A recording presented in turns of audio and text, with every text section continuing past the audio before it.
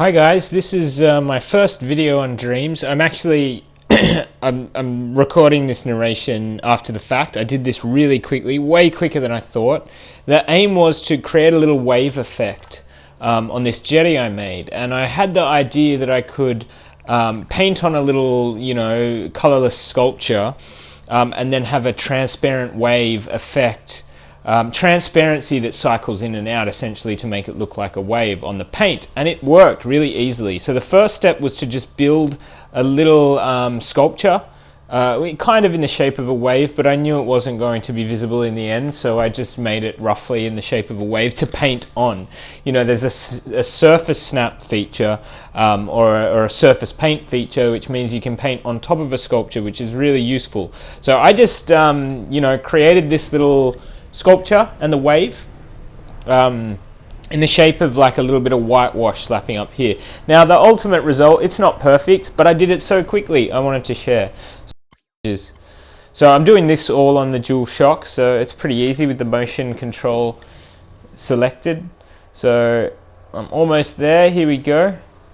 Clicked it in. I mean, it already sort of has a little bit of a look of waves. You can see what I'm getting at, but the great thing is it doesn't matter, because now the clever thing is you can go into paint mode. I've chosen the little bubbles, I think they're called, or dots for the texture. White. I'm not even sure if it allows you to have a pure white, but I chose the whitest I could find. Here's the important little step where I choose and I'm so new to this, I've got to hover over each one to see what it's called, to see what I'm looking for. The surface snap. That means that when I paint, it's going to stick to what I paint on, and it's not going to go crazy through the air or whatever else it looks like. I've never even painted before. This is all stuff I've picked up from watching a few videos, doing the tutorials, just starting to get a knack for how things are made in the game. So here you see I'm just painting over that with the texture, and it looks quite good. I haven't even refined this, as I said before. I just did it so quickly, and it took me 10 minutes to do. I was so pleased that it actually worked, and that Dreams is really quite a logical, simple system when you think about it, but that